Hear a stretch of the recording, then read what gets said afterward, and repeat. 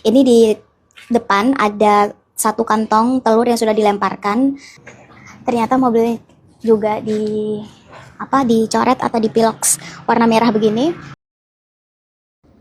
Sherly Anavita Rahmi, influencer sekaligus pengamat kebijakan publik, mengalami teror berulang usai mengkritik penanganan banjir di Sumatera.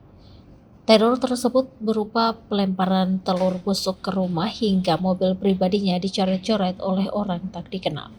Peristiwa ini memicu perhatian publik dan menimbulkan kekhawatiran atas kebebasan berpendapat serta keamanan kritik di ruang publik. Aksi teror dialami seorang konten kreator wanita bernama Sherly Anavita Rahmi. Mobilnya yang terparkir di luar rumah dicoret-coret menggunakan cat emplorer atau piloks oleh orang tak dikenal. Ia menemukan satu kantong plastik berisi telur busuk yang dilempar ke depan rumah. Terdapat gulungan kertas berisi pesan bernada ancaman yang meminta Sherly tidak menjadikan banjir Sumatera sebagai konten.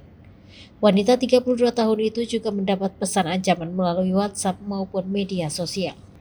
Sherly Anavita lahir di Lok Seumawe, Aceh dan sering mengkritisi penanganan bencana banjir yang melanda Sumatera Utara, Sumatera Barat, dan Aceh. Salah satu hal yang dikritik adalah distribusi bantuan ke wilayah Aceh Tengah, Gayo Lues, Bandar Meriah, Aceh Utara, dan Aceh Tamiang. Menurut Sherly, wilayah tersebut terisolir karena banyak jembatan ambruk. Selain itu, ia turut mengkritik penolakan terhadap bantuan asing yang diperlukan para korban banjir. Berdasarkan data Badan Nasional Penanggulangan Bencana atau BNPB, pada Selasa 30 Desember jumlah korban meninggal akibat banjir Sumatera sebanyak 1.141 orang. Untuk korban yang masih dinyatakan hilang tercatat 163 orang. Dalam akun Instagram pribadinya @sherlyanavita, ia meminta Presiden Prabowo menyoroti aksi teror yang dialaminya. DM Instagram dan nomor pribadi juga sudah berhari-hari tidak luput dari makian dan ancaman. Semoga cara-cara seperti ini tidak lagi dilanjutkan karena merugikan kita semua sebagai sebuah bangsa. Lokasi kejadian di Jakarta. Izin lapor ya Bapak Prabowo, tulisnya pada Selasa 30 Desember. Ia telah melapor ke Ketua RT dan berharap aksi teror terekam kamera CCTV. Teror terjadi saat malam hari dan salah satu warga mendapati mobil Sherly dalam kondisi dicoret-coret saat subuh. Teman-teman, pagi ini Sherly baru keluar dari tempat tinggal dan Sherly mendapati ini di depan dan ada satu kantong telur yang sudah dilemparkan dan ini pecahannya. Teman-teman bisa lihat sampai ke sana. Dan tadi di depan sini saya juga mendapati gulungan kertas, ungkapnya. Pengancaman dan teror pernah dialami Sherly tahun 2019 lalu setelah diundang di acara Indonesia Lovers Club.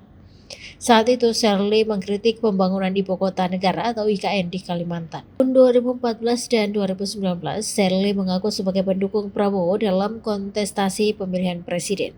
Namun tahun 2024, ia tidak mendukung Prabowo karena menolak pencalonan Gibran sebagai wakil presiden.